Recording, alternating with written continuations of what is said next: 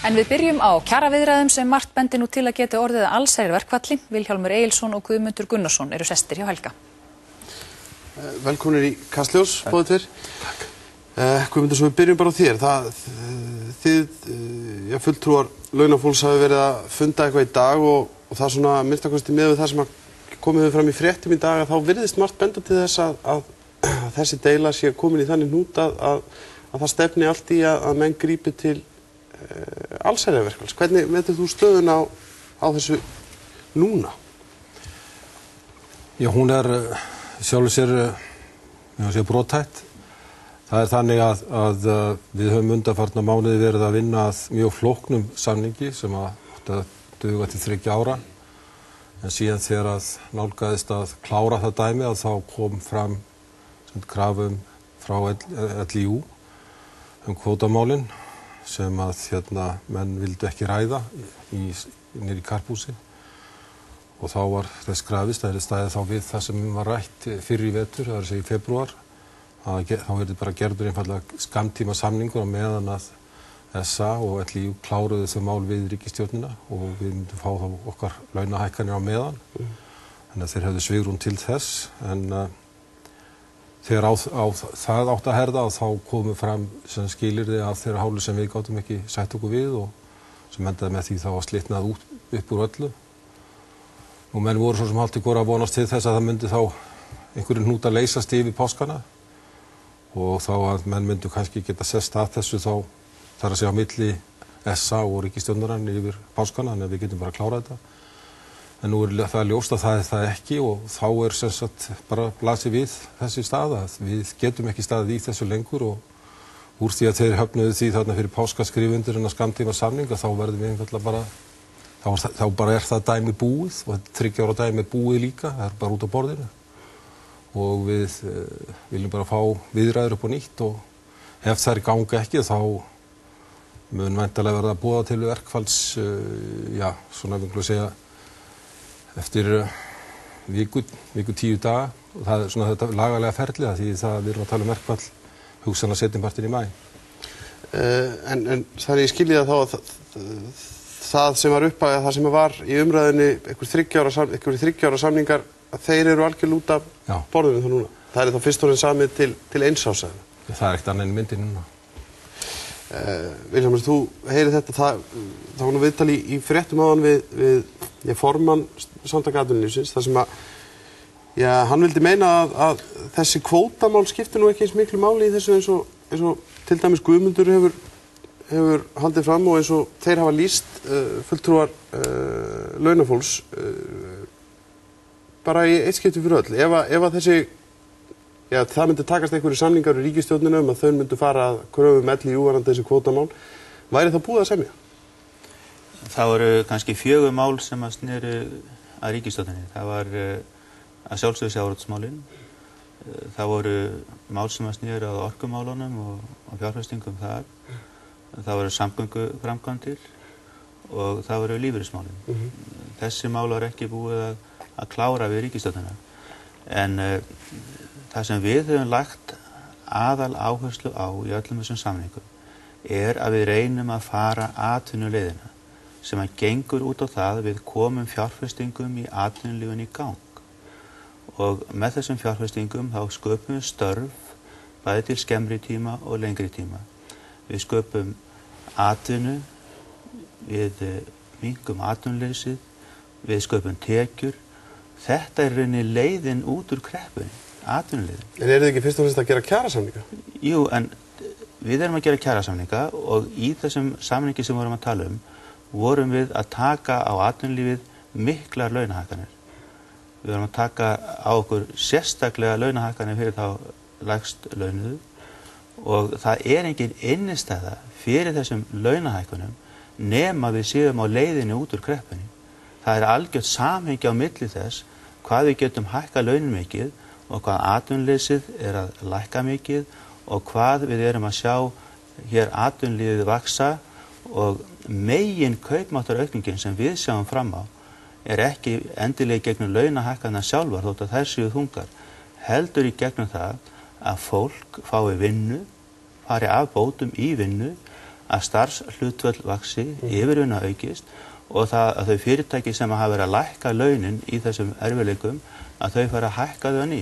Þannig myndi kaupmátturinn vaxa fyrst og fremst. Og þetta algjört úrslita atriði til þess að við komumst út úr kreppunni og ég verð að segja það að hvernig þetta fór daginn var vegna þess að við vildum ekki gefast upp við það að fara atvinnuleiðina, að koma okkur út úr kreppunni. Það okkar skylda. Þú voruð ekki fyrst og fremst á móti því að það að gera breytingar á kvótakerfinu. Þið við heyrt hvernig þeir hafa talað. Það er það sem að menn hafa talað að standa út að borða. Sko ég held það að íslenska ríkisstjórnin sé einstæmi í heiminum að því leyti til að hérna erum við með helstu útflutningsgrein landsins.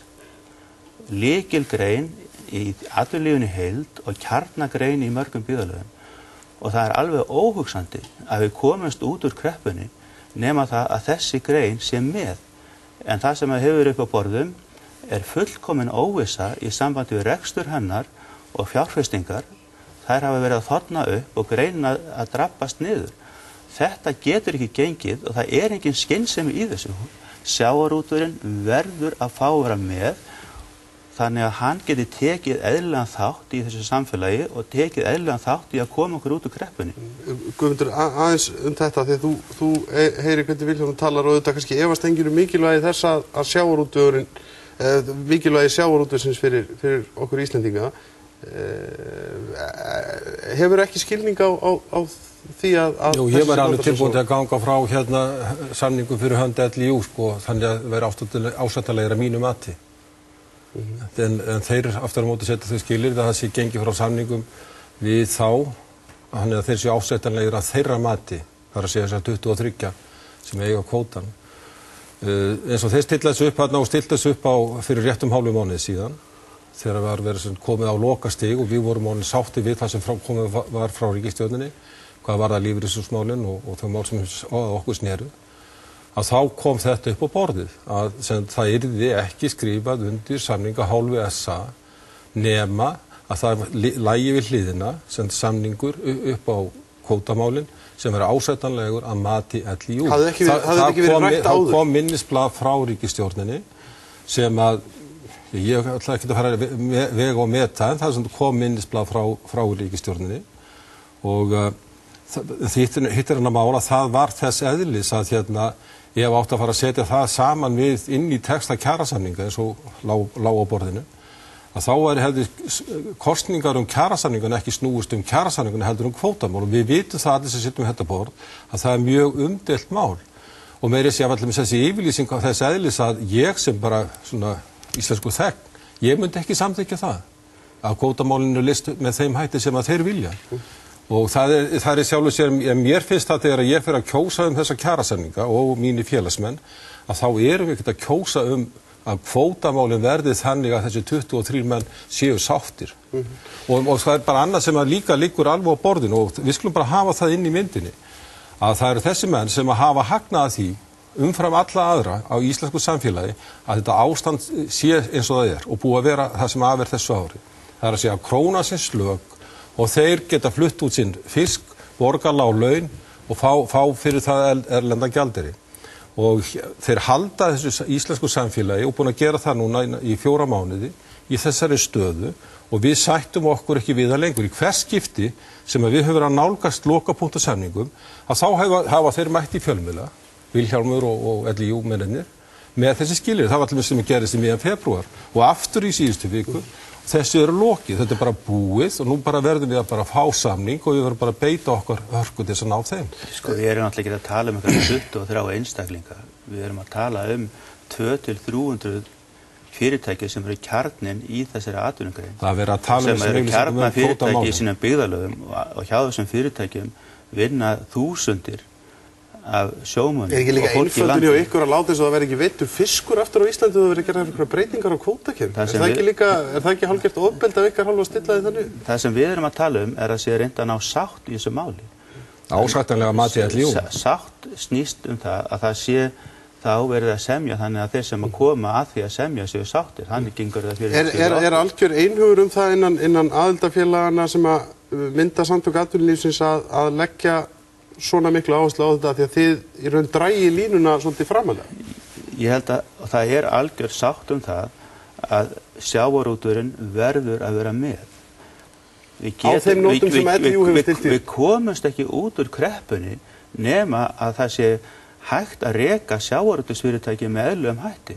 Og við viljum gjarnan fá að ræða þetta og við höfum ekki fengið að komast að umræðinni. Það snýst nú allt máli. Við höfum ekki fengið að komast að því að semja þessi mál. Það höfum við verið að biðja um. En þetta ekki eina máli reynda sem að stendur að nota. En þetta það sem að, eins og þeir eru að lýsa, þarna þetta stærsti ástæðingin. En Guðmundur horfir dálítið mikið á þetta mál. Ég bendi á annað mál sem eru samgönguframkvæmdirnar.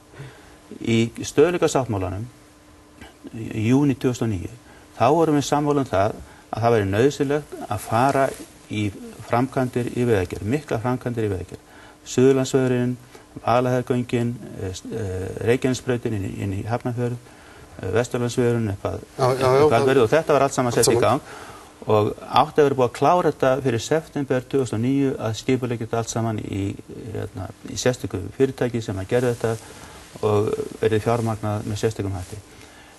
Þetta er ekki ennþá komist á og þetta er hins vegar mál sem hefur gífurlega þýðingu fyrir bæði land og þjóð, þetta er fjárfesting núna sem að skila miklum arði, allar þessar vegaframkvæmdir fyrir þjóðina og tíminn til þess að gera svona hluti er einmitt núna þegar að við erum með þennan slaka í hagkerfinu. Ein spurning samt, sko, því að nú ef að það fer í það að hér verður allsherjarverkfall sem að náttúrulega mun hafa gríðarlegar afleiðingar og menn hafa til spennt á ferðaþjónustuna í því.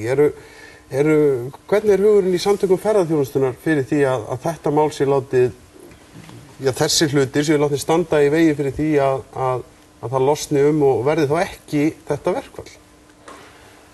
Þau sáttið það? Ég bara segi þetta, við höfum rætt þessi mál aftur og aftur í samtökum atvinnulífsins. Stjórnum, fulltrúaráði, fund eftir fund. Það er engin ágreiningur þetta? Hringinn í kringum landið vorum að fara í gegnum atvinnuleiðina og það er engin ágreiningur það að Ísland kemst ekki út úr kreppunni með því að sjávarútvegurinn sé ekki með því að hann fái ekki að fjárfesta, með því að hann að drabbast niður. Það er bara ekki hægt. Það er verið að víkja sér undan því að fjalla það sem máli snýst í raun og veru og það er að ganga frá og gera kjarasamningu. Hvers skipti sem við höfum verið að klára það dæmi að þá hafa þeir komið upp með þetta mál. Nú eru þeir eitthvað að reyna að gera það verkum að ég sé að halda því fram. Ég er ekkert að halda því fram. Það eru þeir sem hafa sett þetta á oddinn þetta mál. Ég hef sagt, ok, klárið þið þetta mál bara. Við viljum bara fá að ræða við okkar viðsemjendur, það er að segja rafinaðamenn. Og við treystum okkur alveg til þess að gera kjarasamning við þá og það ætlum við að gera núna. Við erum búin að gefast upp á því hvernig þeir stilla þessum málum alltaf upp. Við getum ekki haldið þessum mánuðum saman áfram. Og ef á að ná þeirri lausn sem þeir tala þá tekur það minnstakosti 6 mánuði, minnstakosti. Við höfum boðið þeim það að gera samning á meðan að þeir eru að leysa þetta mál. Og þannig að ég ætla ekki að segja að það verði ásættanlegt þeirra mál. Ég held að það verði reyndar ekki en alveg sama hvernig þið láta. En við viljum bara ganga frá kjarasamning núna. Stutt í lokin, sko, verði þetta verkfall, verði allsherjarverkfall, ég meina hvað, svona í stuttumáli, hvaða afleiðingar mun það hafa haldið? Það mun hafa verulega alvarlegar afleiðingar. Ég get alveg tekið undir það og ég hef verið kannski sá öflugast í hvað varðar í verkalýðshreyfingunni að skrifa pistla það hvernig þessa atvinnuleið sem Vilhjálmur talar og ég er alveg hjartanlega sammála honum það. En ég er ekki sammála því hvernig þið stilla þessu. Við vorum komin með þokkalega niðurstöðu í þessu en þá slitu þeir þessum viðræðum fyrir réttum hálfum mánuði síðan. Við báðum þá að standa við þennan skammtímasamning sem þeir sviku og nú er þessu bara lokið. Og þetta er ekki til umræðu lengur. Ég gerum athugasemdir við allt þetta tala svik. Það sem að máli snýst það er engin ágreiningur á milli okkar talnaefnið. Hvorki í langtímasamningnum né í skammtímasamningnum. Vil ég ekki bara handsala þetta strax eftir þáttinn? Nei, máli snýst það að við vildum ekki gefast upp við það að komast atvinnuleiðinu út úr kreppunni. Það er eina leiðin. Við höfum það er bara okkar skylda að reyna að komast út úr þessu atvinnuleiðinu. Já, við skulum sjá hvernig þetta fer og hvort þetta næst saman eða endar með verkfalli. Ég þakka ykkur báðum kærlega fyrir komuna í Kastljós. Takk.